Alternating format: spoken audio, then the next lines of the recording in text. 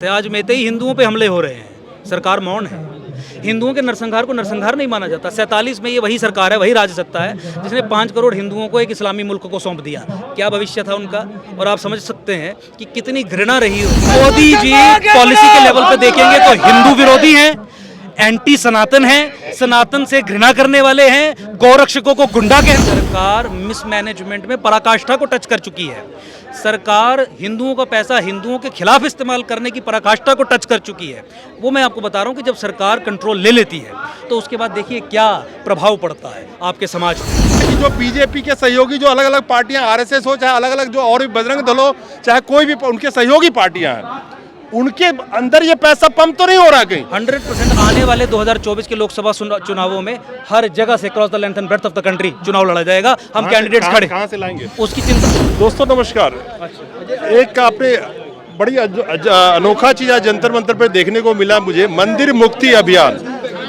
आखिर मंदिर मुक्ति अभियान के लिए यहाँ पे बहुत सारे लोग इकट्ठे हुए हैं। हमारे साथ हैं अंकुर शर्मा जी।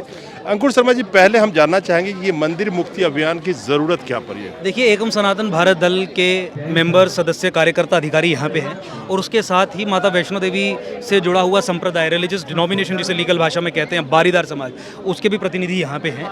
और मंदिर मुक्ति का जो बात है वो एकम सनातन भारत दल जो एक रजिस्टर्ड पॉलिटिकल पार्टी है, 2024 के लोकसभा चुनाव भी हम लड़ेंगे, उसके 7 संकल्पों में से एक संकल्प है। पिछले 70 वर्ष में संविधान जब से लागू हुआ, सरकार के पास ताकत आ गई कि वो मस्जिद को भी टेक ओवर कर सकती है, गुरुद्वारे को भी टेक ओवर कर सकती है, चर्च को भी और मंदिर को भी टेक ओवर कर सकती है। लेकिन सेलेक्टिवली जो इंडियन स्टेट की हॉस्टिलिटी है टुवर्ड्स सनातन, जो एंटी हिंदू कैरेक्टर है state as a political entity, उसके चलते न मस्जिदों का टेक ओवर किया गया, न गुरुद्वारों का टेक ओवर किया गया, ना ही चर्चों का टेक ओवर किया गया। केवल हिंदू मंदिरों को निशाना बनाया गया और हिंदू मंदिरों को टेक ओवर करके हिंदुओं के उत्थान के लिए, सनातन की वृद्धि के लिए जो पैसा खर्च करना था उसे मिसअप्रोप्रिएट किया गया, चोरी की गई, डकैती के भी हमारे पास इंस्टेंसेस हैं। और 2020 में कोरोना के समय पे माता वैष्णो देवी के खजाने से पैसे निकाल के वहाँ पे इफ्तारी और ईदियाँ जैसी पार्टीज की गई।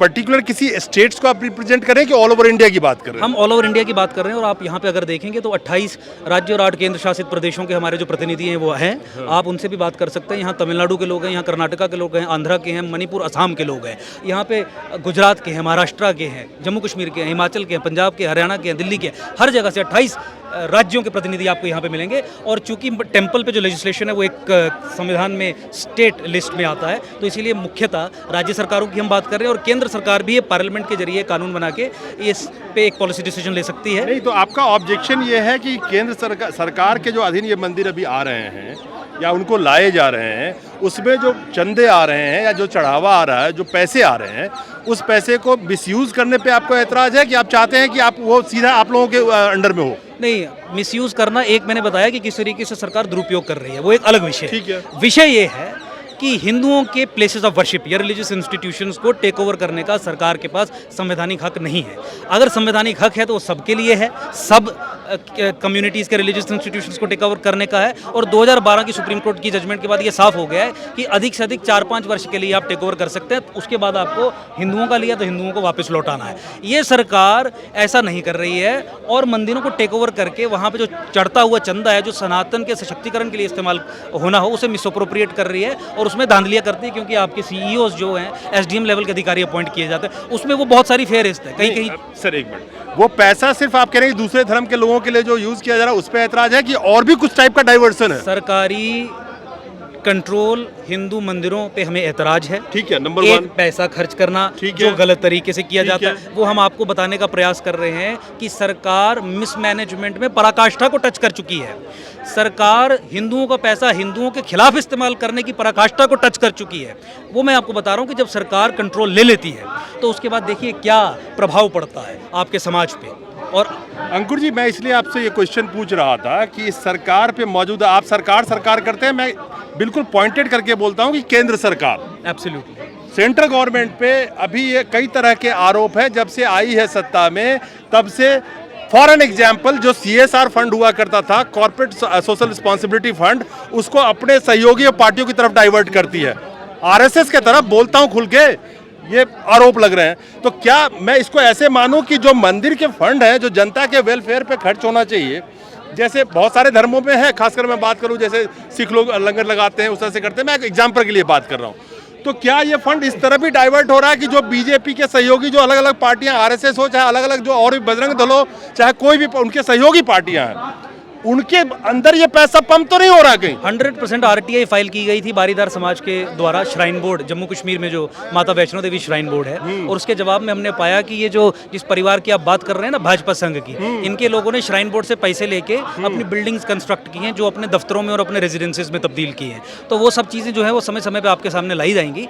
तो ऑब्वियसली डाइवर्जन है, अपने लिए भी है और माइनॉरिटी अपीजमेंट के लिए भी है, जो अभी तुष्टिकरण से ग्रेजुएट होकर तृप्तिकरण की तरफ बढ़ गया है, उस संबंध में भी है। अंकुर शर्मा जी, एक सवाल बहुत अहम उठता, जिस मोदी जी ने कहा था और लगातार कहते हैं कि ना खाऊंगा ना खाने दूंगा, उनके नाक के नीचे उन्हीं के से जुड़े संस्थाएं, उन्हीं के पार्टी से जुड़े संघ की आप बात कर रहे हैं, आप भी कह रहे हैं इस बात को, तो क्या मोदी जी को पता नहीं है ये बात? बिल्कुल पता है, उनकी स्वेच्छा से हो रहा है, सब कुछ क्यों नहीं पता है। और इसीलिए तो हम इस कंक्लूजन पे पहुंचे हैं कि ये पॉलिटिकल व्हीकल्स नहीं है सनातन संस्कृति सभ्यता धर्म की लिबरेशन के, जो आज जकड़ी हुई है, खासकर पोस्ट इंडिपेंडेंस, क्योंकि स्टेट ऑफ इंडिया की इंपीरियल कंस्ट्रक्ट है, जो पॉलिसीज ऐसी प्लांट अपने अंदर लिए बैठा है, ऐसे इंडिविजुअल्स ऐसे प्लांट किए गए हैं जो सनातन के मूल सेंसिटिविटीज जो है उनके खिलाफ ही करने का काम करता है। तो इनकी स्वेच्छा से है, चूंकि इस कंक्लूजन पे हम पहुंच चुके हैं कि ये नहीं कर सकते हैं देश का भला, इसीलिए तो पॉलिटिकल पार्टी हमने रजिस्टर करवाई और आज जंतर मंतर पे आपके सामने खड़े हैं। आपका जो एकम सनातन भारत दल जो होगा, तो अगर मैं प्योरली बात करूं, 80-20 की मैं बात नहीं करूंगा, मैं 70-30 की बात कर लेता हूं,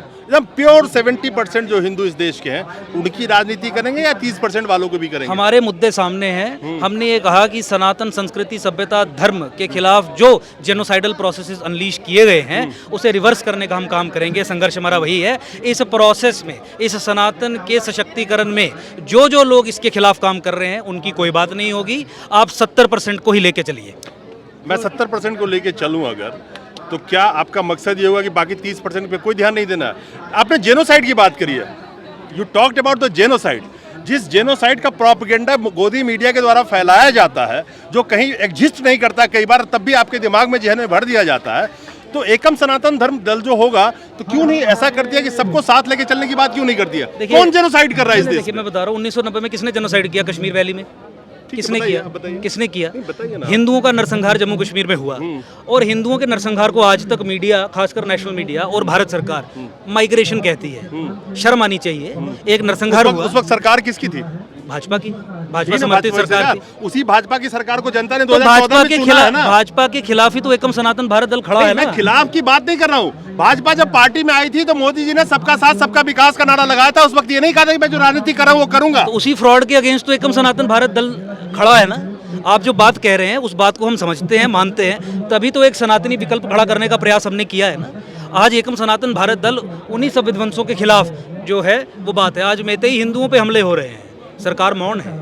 हिंदुओं के नरसंहार को नरसंहार नहीं माना जाता। 47 में ये वही सरकार है, वही राज्य सत्ता है जिसने 5 करोड़ हिंदुओं को एक इस्लामी मुल्क को सौंप दिया। क्या भविष्य था उनका?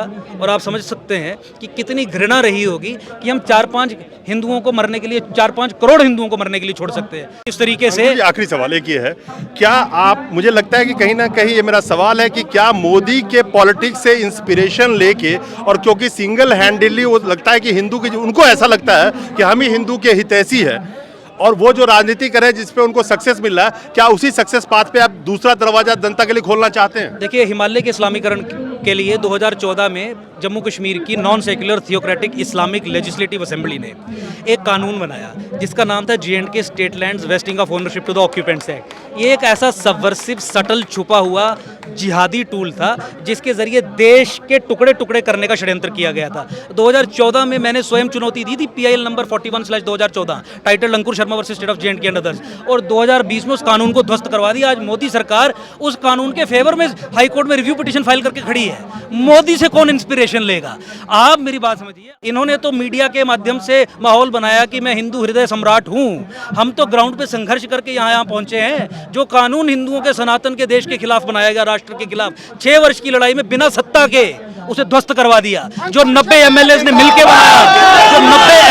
मिलकर बनाया, बिना एमएलए बने, बिना एमपी बने, बिना एक पार्टी का पार्षद भी बने, 6 वर्ष के संघर्ष में ध्वस्त करवा दिया। सुनिए, 14 फरवरी 2018 का वो आदेश जिसमें मुसलमानों को लीगल इम्यूनिटी दी गई थी हिंदुओं की जमीनों पर कब्जा करने के लिए, सिटिंग चीफ मिनिस्टर को जिहादी महबूबा कह के क्लासिफाइड डॉक्यूमेंट को पब्लिक डोमेन में स्वयं मैंने लाया, जिसके बाद सिटिंग चीफ मिनिस्टर आप पे, मुझ पे प्रिवेंटिव डिटेंशन का प्रयोग करने की कोशिश करती है, एफआईआर लगवाने का कोशिश करती है। तो हमारी क्रेडिबिलिटी और ट्रैक रिकॉर्ड ग्राउंड में लड़ने का वो है कि सिटिंग चीफ मिनिस्टर हमारे पे ना एफआईआर लगवा सकी और ना ही कोई पुलिस वाला घर तक भेज सकी अरेस्ट करने। मोदी जी हिंदू विरोधी है या खाली हिंदुत्व का ढोंग करते हैं, आप ये कह रहे हैं? मोदी जी पॉलिसी के लेवल पे देखेंगे तो हिंदू विरोधी हैं, एंटी सनातन हैं, सनातन से घृणा करने वाले हैं, गौरक्षकों को गुंडा कहने वाले हैं, मंदिर और मठों को कंट्रोल में रखने वाले हैं, गौ हत्या को प्रोत्साहन देने वाले हैं, anti cow slaughter, death sentence जैसा कानून नहीं बनाने वाले वो व्यक्ति हैं। यूनिफॉर्म सिविल कोड की बात आप छोड़िए,